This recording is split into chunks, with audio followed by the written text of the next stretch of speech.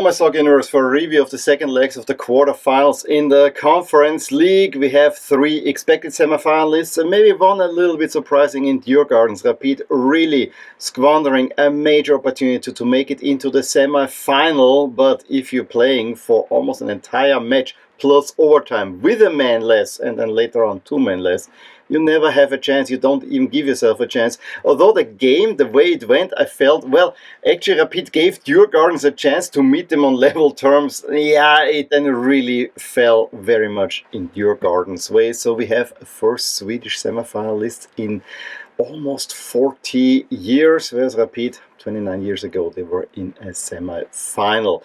The other 3, the big names in the semi-final, I think none of them shot themselves in glory. I mean, mostly I would say probably Betis, because at least they dominated Białystok, but also only a 1-1 draw yesterday. But overall, their moving on was never in doubt. Chelsea losing at home to Legia Warsaw, also never really in doubt, but had a little bit the smell of Barcelona. And Fiorentina really almost got embarrassed by Celje. So let's review the action from that second leg, and then we'll talk about how it looks going further afterwards.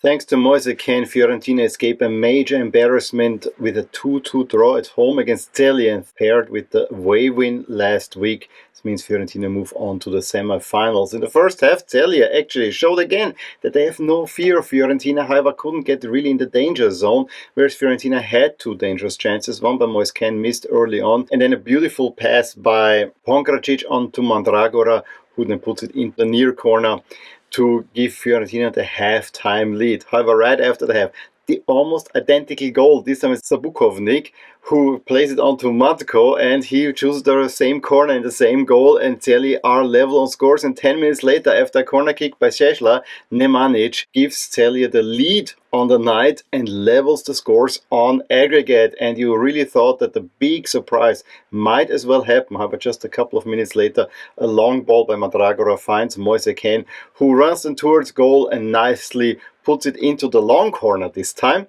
and it was given offside. However, it survived that review and Fiorentina see it out. Of course, Celje came on to Fiorentina. Fiorentina also 2 more goals, both rightly so disallowed for offsides, but that was a scare. In that form, Fiorentina is not gonna get anywhere near the final. In the semi-final, Fiorentina will meet Betis, who managed a 1-1 draw away at Białystok.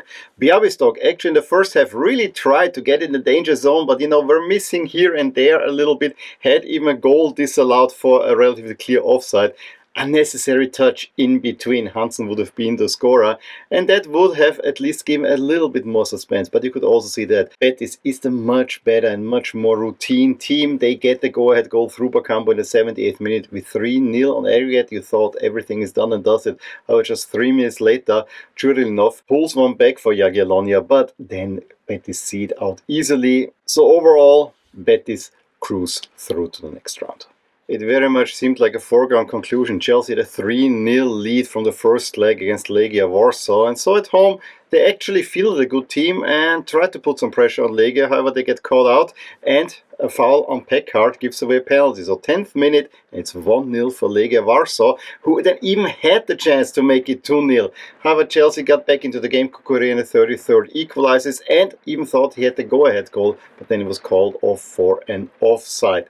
Second half, Capuadi again gives Legia the lead, but there was not really then the push to make it 3-1, if not 4-1. Actually, Chelsea had a few more chances, but could not threaten a goal. Chelsea suffered the first defeat in this Conference League campaign. However, they still move on to the semi-finals and are the huge favorites there. And Rapid threw away the rare chance of reaching a semi-final against Chelsea, and the game already took a turn against Rapid in the 7th minute when Sangaré made an absolute brutal tackle on Sugel, breaking his ankle, and rightly so saw the red card. It was initially only given as a yellow card in a situation where you don't really need to go in with that much force. So after 10 minutes more or less, the game plan, throw it all overboard, and defend. I have to say, while Harala, who came on for Zugel, then had a chance, Rapid actually saw it out relatively well. However, as long as the game went on, the more danger came, and then there was a hands penalty given away by, I think it was Auer. Was pretty clear to me. It took also forever to have that one decided. And so it's Daniels in the 42nd minute who converts and puts the scores level on aggregate. Credit where credit is due, though. It was a long stoppage time, and in the first minute of the stoppage time, a Seidel free kick is headed in seemingly by Tvetkovic. No, it was Une Larsen. Another own goal. 2 own goals from Djurgårdens for Rapid. So they even got some gifts, and the stadium at that moment was really rocking, and even more so when Raul saves on the line almost certain go-ahead goal for Djurgårdens. Second half, again, more defending, a lot of pressure on Rapid, but they actually kept it tight and did have their chances. I think there was a pretty good one by Bellio and also a double chance by Seidel, where in both cases you need to make that goal. And then the game is done and dusted. And so, after a corner kick in the 77th minute, it's poorly cleared, and Kosugi with his right foot, although he's left-footed, absolutely brilliant strike via the inside of the bar into the net. It's level on scores, and Djurgården even tried to win it then in regulation. They don't manage that. It goes to overtime, and Gulliksen, after 3 minutes, already has the go-ahead goal for Djurgårdens on aggregate. Then, with a man less, Rapid try to actually get back into the game, but it's just too much. You cannot play for an entire game that level, and Gulliksen again just before the halftime in the overtime period scores a second one, and that settles the scores. Frustrations high. Raul himself gets also sent off for an absolute brutal tackle, and so it's the second straight red card for Rapid, and the dreams of playing Chelsea, poof.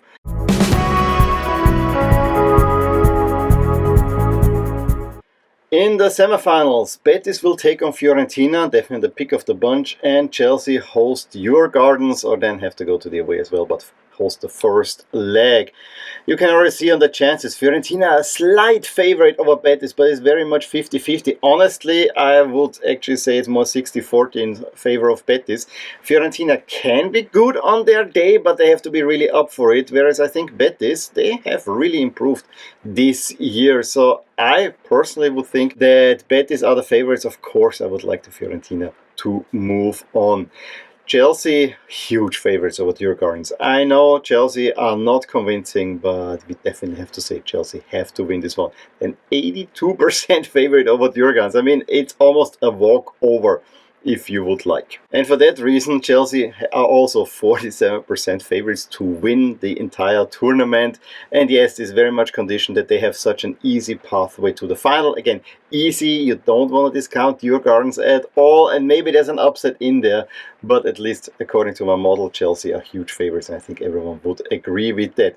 Then it's a little bit more level between Fiorentina and Betis. Of course, the other two that have a realistic chance of winning it, Djurgårdens only a 5% chance, not gonna make it. So you can basically say, if we take Djurgårdens out, 50% Chelsea, 25% Fiorentina, 25% Betis. Seems about right, which also could mean that in the final, the teams might actually meet on level terms, although Chelsea has the much better squad.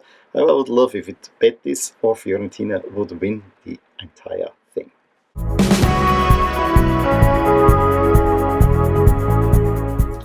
Semifinals will be played on the 1st and the 8th of May, all at 9 o'clock, so all kind of nicely together. Betis Fiorentina, I think it's the one you want to watch. The other one, yeah, if you want to see goals, I actually would expect Chelsea to take care of it already in the first leg so that they can relatively cruise in the second leg, unless something unforeseen happens, which with this Chelsea you also never quite know.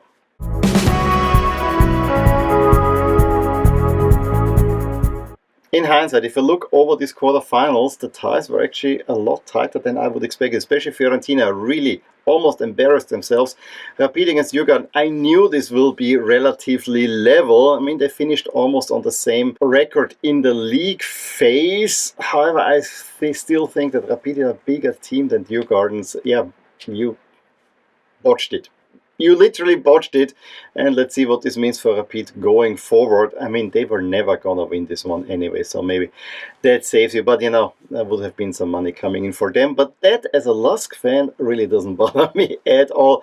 I was more thinking about the European coefficient for Austria. I have to be fair, Rapid really salvaged this one. They did great, and for that, bravo, thank you Rapid for actually boosting our coefficient. And yeah, I would have loved to see you in a semi-final against Chelsea. Was not meant to be, and it's not easy for me to cheer for Rapid, but in this competition I did. Again, I'm a little bit bitter because I think LASK could have done something there as well. They completely messed it up even more. Going forward, yes, we expect Chelsea to be in the final. However, I think they can be gotten at, and whoever will be the finalist might actually cause an upset. But let's see all about that. Let me know your thoughts in the comment below. Did you expect it being that tight, and who do you think will win it all? Give me a thumbs up if you enjoyed this video. Subscribe to my channel if you want to see more. Talk to you soon about more things in my soccer universe. Bye! Hey there, I really hope you enjoyed this video, and if you did, here are some videos and playlists that you may enjoy too. Also, please consider subscribing to my channel and hit the little bell icon so you get notified whenever something happens in my soccer universe. And with that, have a wonderful day. Bye!